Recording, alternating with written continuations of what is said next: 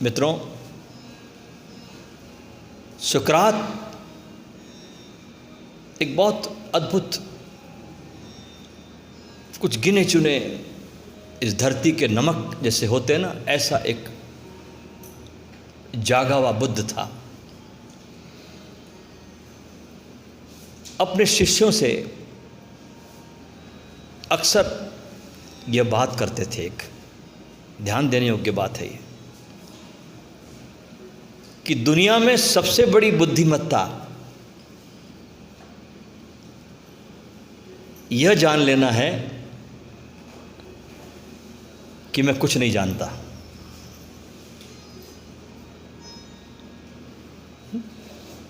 दुनिया में सबसे बड़ी बुद्धिमत्ता है ये जान लेना कि मैं कुछ नहीं जानता। और ये दुनिया का सबसे प्यारा और मौलिक सूत्र है साधना के जगत में। अक्सर जानने के भ्रम में जो लोग पड़ जाते हैं वे अपने द्वार सत्य के लिए बंद कर देते हैं।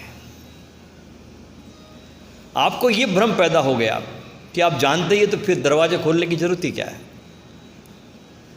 ये सुकरात कहता है कि ये बहुत बड़ी बात है, क्योंकि हम जो है वास्तव में देखा जाए तो हम कुछ जानते नहीं, क्योंकि ये अस्तित्व इतना रहस्यपूर्ण है, इतना विराट है। पहली बात तो हम अपने शरीर को ही नहीं जानते जो हमारे बिल्कुल पास में, ये इतना रहस्य से भरा हुआ है कि अभी विज्ञान भी इसको नहीं जान पाया पूरा। विज्ञान कहता है कि 10 और 20% हमने जाना इस शरीर को, उससे ज़्यादा नहीं। इतना रहस्य है। इस अस्तित्व की जो विराटता है, इसको भला हम कैसे जान सकते हैं? अवाक रह सकते हैं।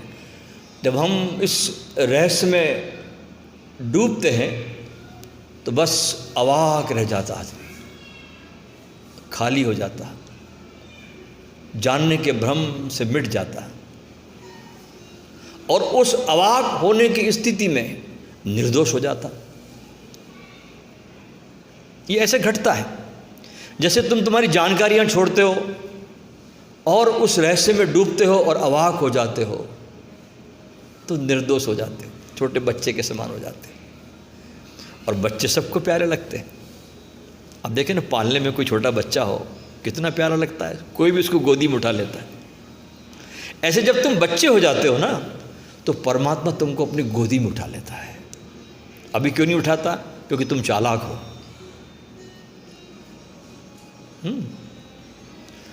तुम भयंकर चालाक हो। तुम जो चीज नहीं जानते उसको भी जानने के दावे करते हो।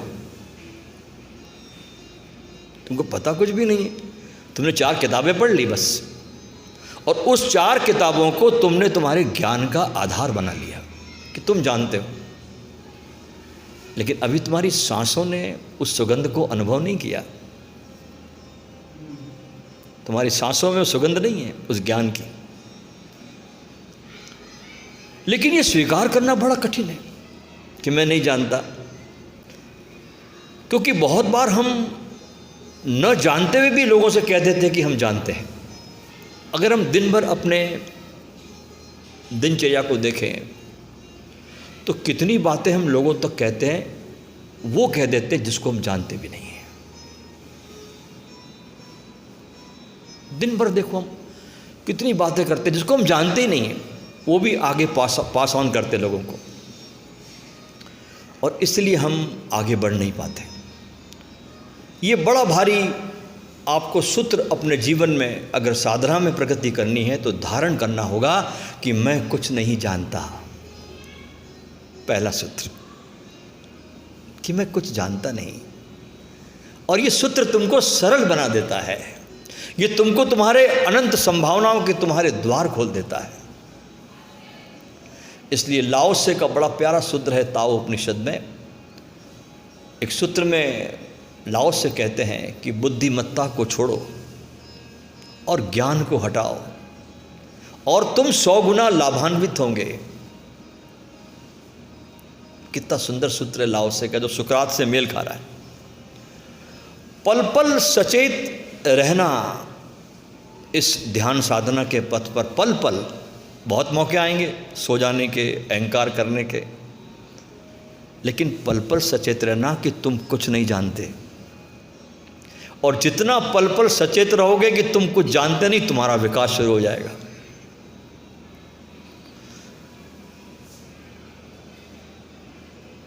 ये बड़ी भारी तुम्हारे भीतर सजगता लाएगी, एक जागरूकता लाएगी, और तुम में एक खुलापन आएगा। ध्यान रखना, तुम ओपन होगे, तुम्हारे भीतर खुलापन आएगा, तब तुम बंद नहीं रहोगे, खुले हो जाओगे। जानकारियां तुमको बंद कर देती है कैप्सूल की तरह, और तुम कुछ नहीं जानते, ये तुमको खोलता है।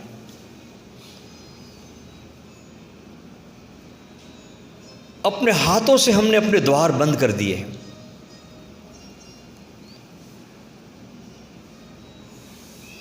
अगर हम देखें अपने को, अगर कोई हमें कह दे आप बड़े ज्ञानी हो, तो कितना अच्छा लगता है अपने को। भले हम ज्ञानी नहीं हैं, लेकिन कोई कह भर दे आपको, हाँ, कि आप बड़े ज्ञानी हो, हमारी चाल बदल जाती।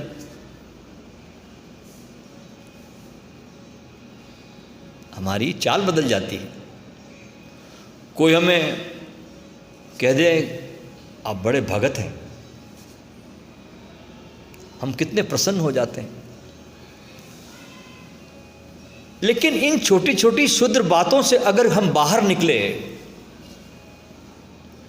तो कुछ बात बन सकती है। और इन छोटे छोटे लालच में, लोभ में अगर आप पड़े रहे कि कोई मुझे भगत बोले, कोई मुझे ज्ञानी बोले, तो बहुत थोड़े से में आपने सौदा कर लिया।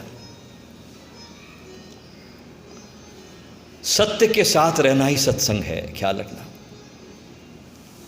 और उस संग से जो प्रकट होता है उसका नाम है विवेक। सत्य के साथ रहना सत्संग है, और उससे जो प्रकट होता है उसका नाम है विवेक।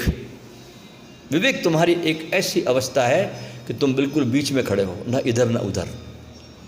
अभी तुम मन में हो, कभी तुम बहुत पेंडुलम इधर आता है तो तुम किसी से अथाह प्रेम करने लगते हो, लेकिन कब तक करोगे? पेंडुलम इधर जाना ही वाला है, उतनी तुम घृणाओं से भरोगे। तो जब तक तुम भीतर ध्यान में नहीं जाते तब तक तुम्हारे भीतर प्रेम पैदा नहीं होता। प्रेम किस लिए नहीं पैदा नहीं होता? क्योंकि तुम्हारे भीतर ध्यान नहीं है, तुम्हारे भीतर मोह है। ये मेरे बच्चे, ये मेरा बाप, ये मेरी पत्नी, ये मेरी औलाद, ये मेरी दुकान, कहाँ कहाँ हमने अपने प्रेम को जोड़ के रखा है। एक फकीर को एक बार 100 की नोट रास्ते पे मिल गई, कहीं सड़क पे पड़ा पैसा मिल गया, 100 रुपये का नोट उसको।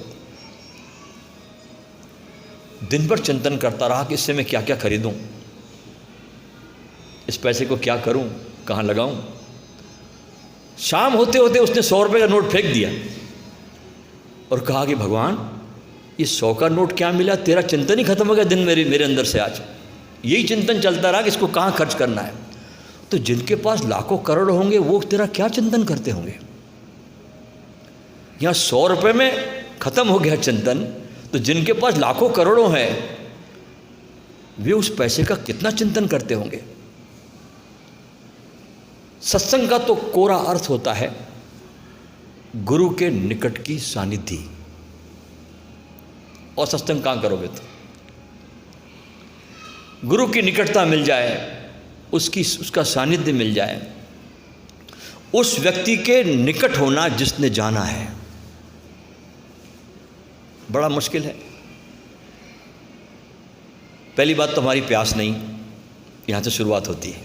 हमारे अंदर गुरु खोजने की प्यास नहीं है, हमारी प्यास कुछ और है। और जब तक प्यास नहीं होती गुरु दिखाई नहीं पड़ता। तुम्हारे सामने होगा तो भी दिखाई नहीं पड़ेगा, क्योंकि प्यास होती है तो गुरु दिखाई पड़ता है। प्यास का धधकता ज्वाला, उसकी रोशनी में गुरु के दर्शन होते हैं। जब तुम्हारे भीतर वो आग उठती है उस आग में जब तुम उस रोशन होते हो, उस विरह की आग में, उस पीड़ा में, तब तुमको गुरु झलकता है, तब तुमको गुरु दिखता है। और एक बार तुमको ये गुरु मिल जाए तो तुम पाते हो तुमने जीवन की, अपने अध्यात्म की यात्रा की आधी यात्रा तुमने पूरी कर ली। बस इतना काफ़ी। फिर उसके पास बैठना, उसके करीब चलना, थोड़ा उससे दोस्ती करना, ये साधना का अंग है। ख्याल रखना, साधना क्या है? गुरु के साथ उठना बैठना, उससे दोस्ती करना, उसके संग चलना, उसके पास बैठना। अगर उसके पास बैठने का अवसर न मिले तो जो जहाँ रुका उसके दीवार के पास बैठ जाना, प्रतीक्षा करना, जागना, उसे याद रखना काफ़ी है। कोई शरीर की सानिध्य मिले ऐसा ज़रूरी नहीं है, उसका स्मरण, उसका याद करना काफ़ी है। लेकिन इसमें बरसों लग जाते हैं, इसमें बरसों लग जाते हैं, और ये प्रतीक्षा के वर्ष है। और हो सकता है कि गुरु तुम्हारे साथ अच्छा व्यवहार भी ना करे। कभी कभी गुरु किसी अच्छे शिष्य के साथ बहुत, जैसे सुनार कैसा पीटता है हथौड़ी से जब आभूषण बनाता है, आग में फूंकता भी है, हथौड़ी से ठोकता भी है। जब कोई अच्छा शिष्य गुरु के पास में आता है ना, तो गुरु बहुत बाधाएं भी खड़ी करता है ठोकने के लिए उसको।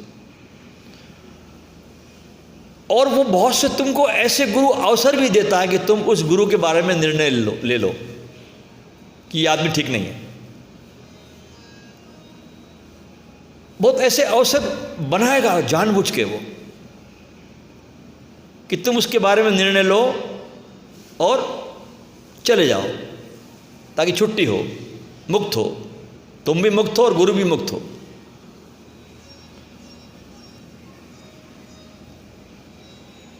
इसलिए पहले तुम्हें इन सब बाधाओं को सब पार करना होगा। जो बाधाएं तुमने इकट्ठी की है उसको तुमको पार करना होगा, और ये आवश्यक है, क्योंकि सस्ती आस्था किसी भी काम की नहीं है। लेकिन वह आस्था जो मच गई है, मांच दिया आपने उसको, और जिस आस्था ने लंबी प्रतीक्षा की है गुरु के पास, गुरु के पास जब तक आपके अंदर अनंत प्रतीक्षा का भाव ना हो तब तक कुछ बात नहीं बनती। क्योंकि गुरु के पास तुम कुछ लेने थोड़ी आए हो, उसके साथ होने का अपना आनंद है, और बड़ी लंबी प्रतीक्षा है। और वो लंबी प्रतीक्षा एक मजबूत चट्टान बन जाती है, और केवल तभी उस चट्टान के गहनतम परतों में उतरा जा सकता है। जब आपकी चट्टान, जब आपकी श्रद्धा की चट्टान जब मजबूत हो जाती है तो उसकी परतों में उतरा जाता है। एक सूफी फकीर हुआ जुन्नैद, बहुत बड़ा फकीर था ये जुन्नैद।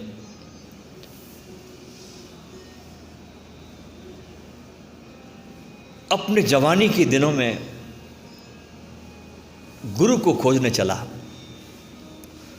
तो वो एक बूढ़े फकीर के पास में गया जो उसके गांव के बाहर ही बैठा था, और उससे कहने लगा कि मैंने सुना है कि आप सत्य को जानते हैं, मुझे कुछ रास्ता बताइए, कुछ राह दिखाइए। उस बूढ़े फकीर ने उस जुन्नैद की तरफ देखा और कहा, तुमने सुना है कि मैं सत्य को जानता हूँ, लेकिन तुम जानते नहीं कि मैं जानता हूँ। तुमने सुना है कि मैं जानता हूँ, लेकिन तुम जानते नहीं कि मैं जानता हूँ। जुन्नैद ने कहा कि वो बात जाने दीजिए आप, मुझे आपके प्रति कोई अनुभूति नहीं हो रही है। बस एक बात करे कि मुझे राह दिखा दें जहाँ मैं अपने गुरु को खोज लूँ। आपकी बड़ी कृपा होगी, बड़ी मेहरबानी होगी।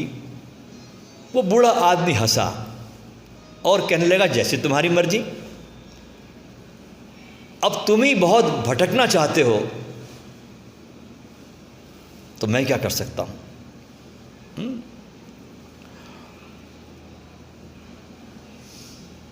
इतनी यात्रा करने का तुम में साहस है? वो बूढ़ा पूछ रहा है। जुन्नद ने कहा, उसकी चिंता आप मत करिए, वो मुझ में है।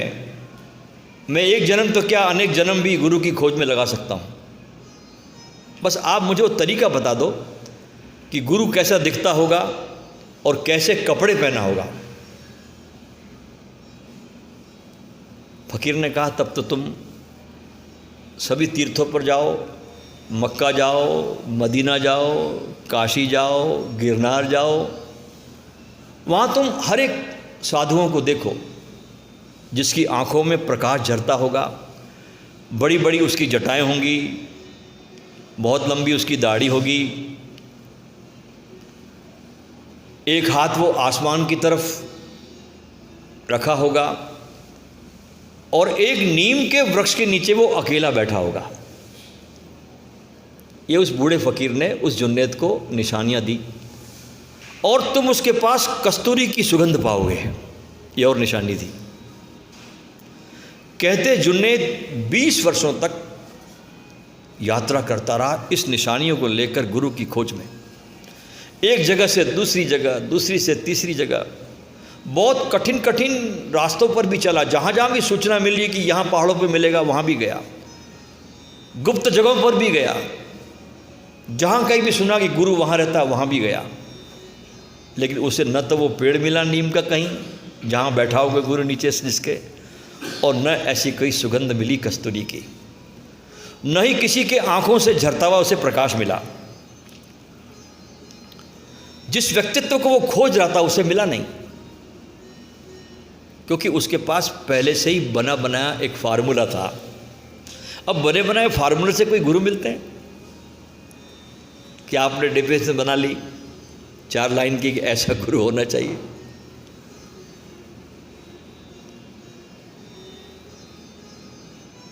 और वो भटकता रहा और 20 वर्षों के बाद वो एक खास वृक्ष के पास पहुंचा और गुरु वहां पर था। कस्तूरी की गंध भी थी, उसे महसूस हो रही थी, हवा में शांति भी थी, उसकी आंखें भी प्रकाश से प्रज्वलित थी।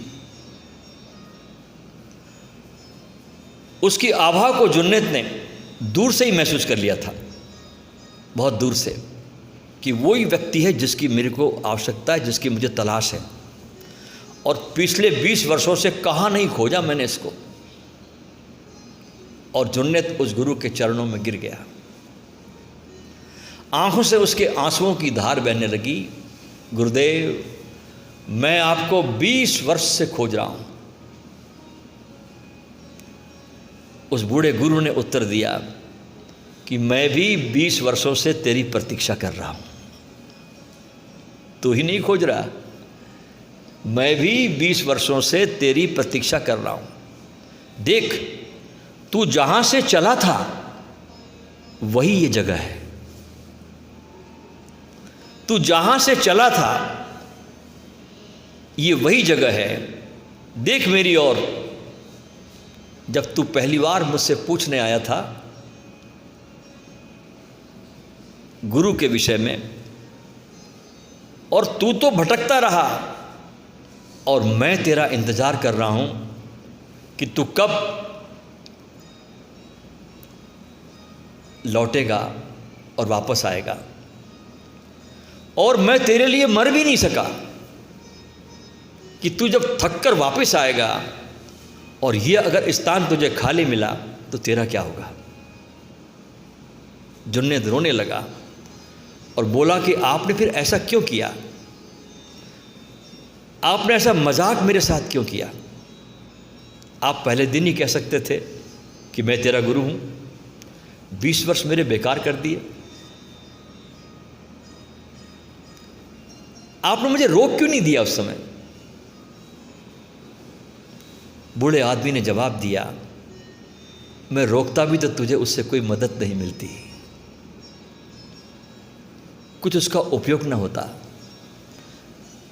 क्योंकि जब तक तुम्हारे पास आंखें नहीं है देखने के लिए, कुछ भी किया नहीं जा सकता। तो गुरु बोलता है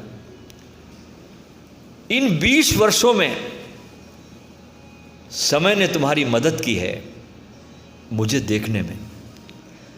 तुम्हारे पास वो आंख पैदा हुई और मैं वही व्यक्ति हूं, और अब तुम मुझे पहचान सके, मेरे पास अनुभूति को पा सके।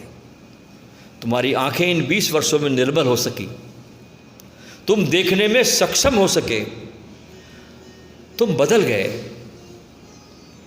इन 20 वर्षों में तुमने अपने को मांझ लिया, सारी धूल छट गई, तुम्हारे नासापुट संवेदनशील हो उठे। क्योंकि प्रतीक्षा बड़ी लंबी होती है और प्रतीक्षा तुमको मांझती है। जल्दीबाजी तुमको नुकसान पहुंचाती है। तुम्हारा हृदय स्पंदित हो गया है, उसमें प्रेम का मार्ग खुल गया है और उस पर एक आसन बन गया है तुम्हारे हृदय में मेरे लिए, जहां तुम अपने गुरु को बिठा सकते हो। पहले वो आसन नहीं था।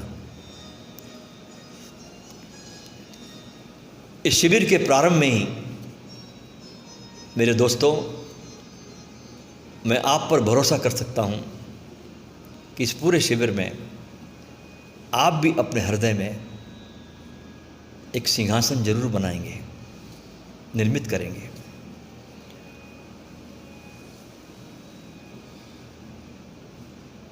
एक यात्रा होती है बाहर की यात्रा भी करें तो उसके लिए भी बहुत उचित व्यवस्था करनी होती है। आप यहाँ पर आए तो आपने सूटकेस जमाया, टिकट कटाई, बुकिंग करी, एक व्यवस्था दी आपने बाहर की यात्रा को भी। एक यात्रा है भीतर की, उसको भी व्यवस्था देनी पड़ती है, और बल्कि ज़्यादा देनी पड़ती है। बाहर की व्यवस्था से भीतर की यात्रा की व्यवस्था ज़्यादा संवेदनशीलता से देनी पड़ती है, और इसके लिए ध्यान की आवश्यकता होती है। और इस शिविर में आपको क्या करना है? अपने को ढूंढना है, अपनी तलाश में आप आए। क्योंकि दूसरों को ढूंढने के लिए तो गूगल है।